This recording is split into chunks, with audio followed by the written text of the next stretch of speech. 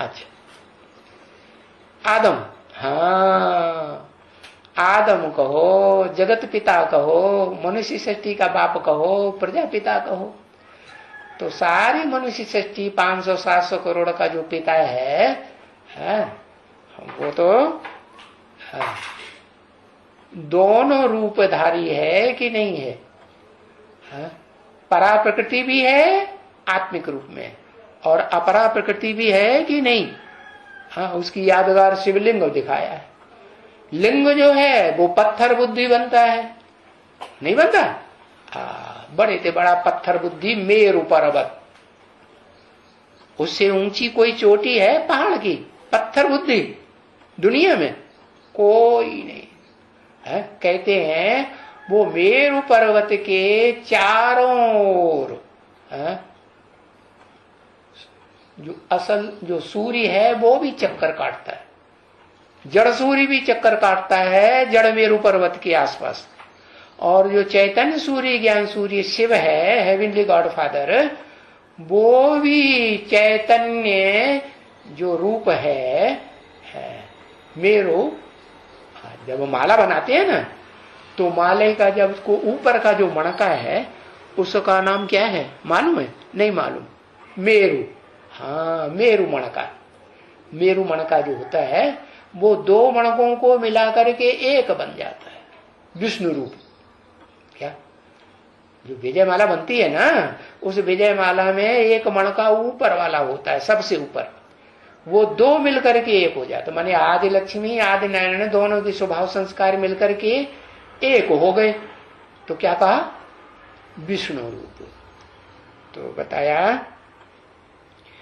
कि जो विष्णु रूप है, असल विष्णु रूप में जो पार्ट बजाने वाले हैं दो आत्माएं, वो मन बुद्धि उनकी सूक्ष्म में काम करती है कि जड़ शरीर चाहिए।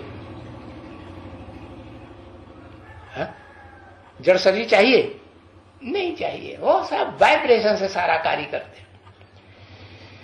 तो देखो सब विनाश हो जाएंगे वो शरीर, ये तुम्हारी जो नोटबुकें हैं और वो जो तुम्हारी बुद्धियां हैं अधूरी अधूरी, वो सब नष्ट। बुद्ध रूपी जो प्लेट है ना तुम्हारी, क्या प्लेट कहो, कंप्यूटर कहो, कुछ भी कहो, क्या बेहद की नोटबुक कहो, बेहद की नोटबुक है कि नहीं, वो सब खत्म हो जाएंगे। उनसे एक ही रहेगी जो बाप समान, सुप्रीम सोल बाप समान बनेगी, वो ही सृष्टि रूपी रंगमंच पर रहेगी। वो कौन सी प्लेट है? बेहद का कंप्यूटर, वो कौन सा बचा रहेगा? परब्रह्म। परब्रह्म कौन? दूसरा नाम बताओ उसका। आदम, जिसकी यादगार मंदिरों में शिवलिंग दिखाया है। क्या शिवलिंग जो है ना, उसमें दोनों बात, शिव बनाते हैं ना, तो शिव का लिंग बनाएंगे और बीच में बिंदी रख देंगे। और ब्रह्मा कुमारियों में भी जो बनाया है, जिसको वो कहती हैं कि ये शिव है प्रैक्टिकल रूप, इससे बड़ा प्रैक्टिकल साकार रूप में कोई होता ही नहीं, यही कहती है ना।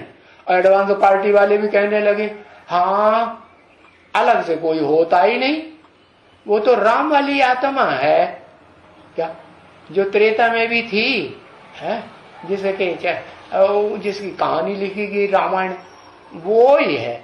अरे वो ही राम वाली आत्मा जो है वो, उसकी यादगार है शिवलिंग। शिवलिंग नाम क्यों पड़ा? शिवलिंग, शंकरलिंग नाम क्यों नहीं पड़ा? कारण है क्योंकि शिव आकर के जब तक उसे रास्ता न बतावे, उस पत्थर बुद्धि की यादगार को, जो पत्थर के रूप में दिखाया जाता है आज भी, सोमनाथ का मंदिर जो बनाया गया था उसमें भी पत्थर था कि नहीं? उसमें भी पत्थर के रूप में दिखाया गया था, बीच में हीरा आत्मिक रूप में दिखाया गया है, रोशनी वाला। तो देखो ये जो है, वो जो लिंग बनाया हुआ है वो तो आदम की यादगार है, जगत पिता की यादगार है, लेकिन उसको भी रास्ता बताने वाली आत्मा कोई है या नहीं है? कौन? उसको भी आत्मा हाँ रास्ता बताने वाला वो शिव है। उसको अपना शरीर कभी भी नहीं होता। तो बताया उसको तो अपना शरीर होता ही नहीं। हाँ, तो विनाश होने न होने का सवाल पैदा ही नहीं होता। बाकी जितने भी षष्ठी रूपी रंगमंच पर पार्ट बजाने वाली भोगी आत्माएं हैं, या उनमें कोई अभोक्ता भी हो, बन गया हो कभी अल्पकाल के लिए, है ना, हाँ, तो वो भी उनके जो शरीर हैं वो सब विनाश हो जाएंगे।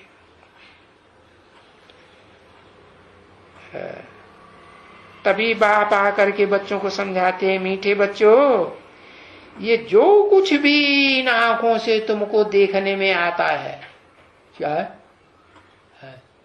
चाहे वर्तमान काल में आदम का शरीर ही क्यों न हो, क्या पुरुषार्थी शंकर का ही शरीर क्यों न हो, शंकर पुरुषार्थी है कि पुरुषार्थ पूरा हो गया है?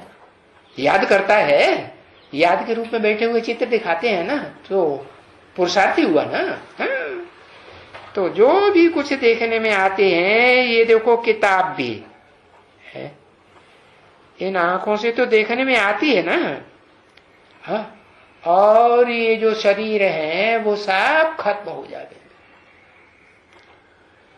ये भी नहीं रहेंगे।